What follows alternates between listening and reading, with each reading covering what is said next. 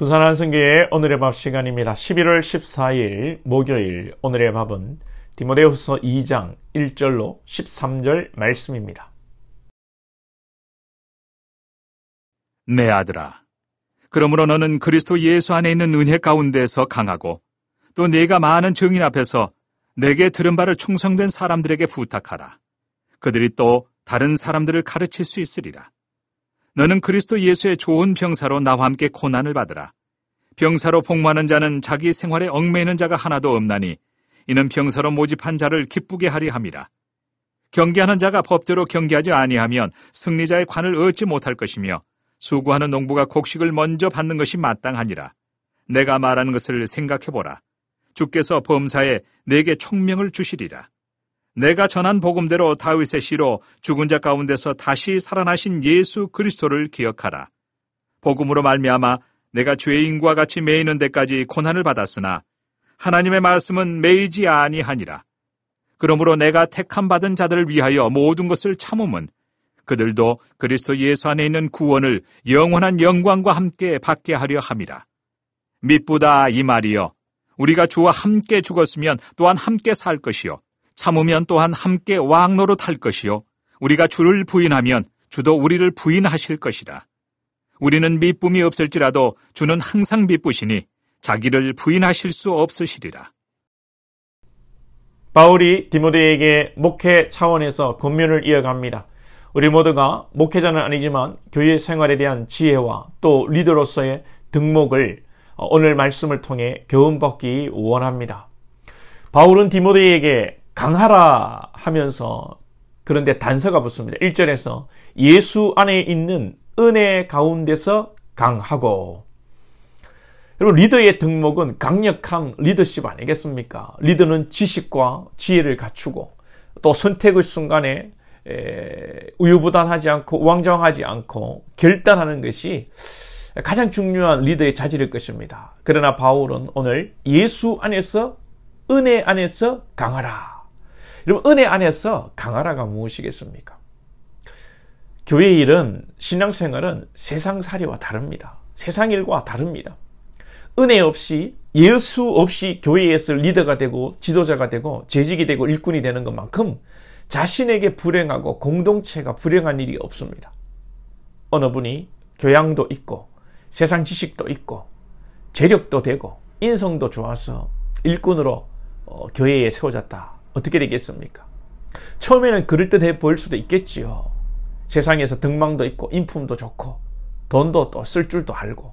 그런데요, 은혜가 없는 사람이 교회의 중심에 서면 교회는 행복하지 않습니다. 왜냐하면 교회는 그리스도의 은혜로 세워져가는 공동체이기 때문에 그렇습니다.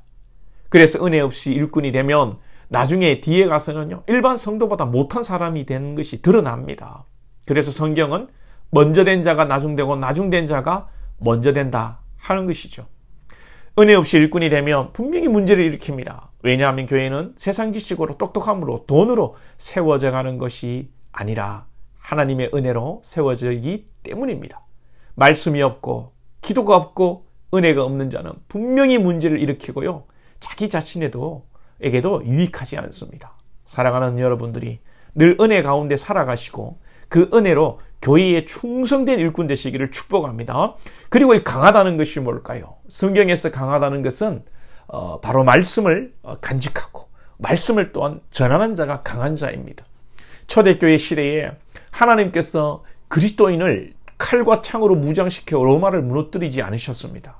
로마는 말씀으로, 말씀이신 그리스도로 무너졌고 또 유럽의 교회는 말씀이 없어 지금 무너져 버린 것입니다. 그래서 바울은 디모데에게 은혜 안에서 강하라 하면서 2절에서 내게 들은 바 충성된 사람에게 부탁하라. 말씀을 증거하고 복음을 그들에게 맡기라는 것입니다. 중요한 것은 충성된 사람들에게. 교회 안에는 여러 사람들이 있습니다. 충성된 자들도 있고 그냥 교회를 왔다 갔다 하는 사람도 있고, 왔다 갔다 하면 다행입니다. 그런데 교회를 어지럽히는 사람도 있습니다.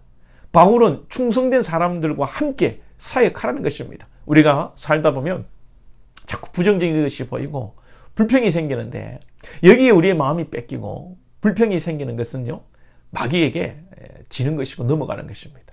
우리는 불평할 거리를 찾지 말고 감사의 제목을 찾고 나를 힘들게 하는 사람을 보는 것이 아니라 충성되고 신실한 하나님의 일꾼을 보면서 신앙하고 또 내가 그들과 함께 동력하고 내가 또 도전받고 내가 주를 위해 일하는 것입니다.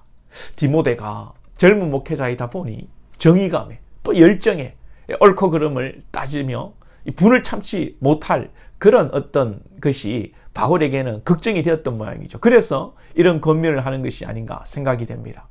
이런 환경 속에서 참고 인내하며 주의 일꾼을 바라보며 교회를 섬기는 것이 여러분 고난을 받는 것이고 이것을 하나님께서 기뻐 받으신다는 것입니다. 고난 중에도 여러분 주님 바라보기 원합니다.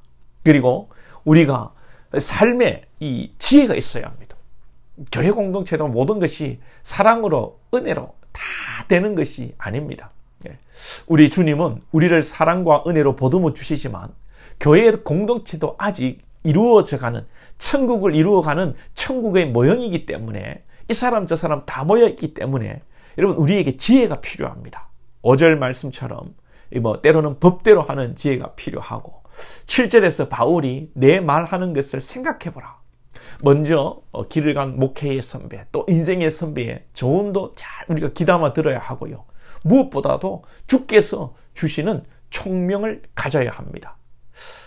저도 목회를 해보니 제가 당연하다 생각하고 상식이라고 생각했지만 또 제가 볼 때 성도들이 공감하지 못하는 부분이 있습니다. 그것은 성도의 잘못이 아니고 제가 지혜가 없었던 것입니다. 저희의 불찰이고 저희의 부족함을 느끼는데 우리도 여러분 지혜가 필요합니다.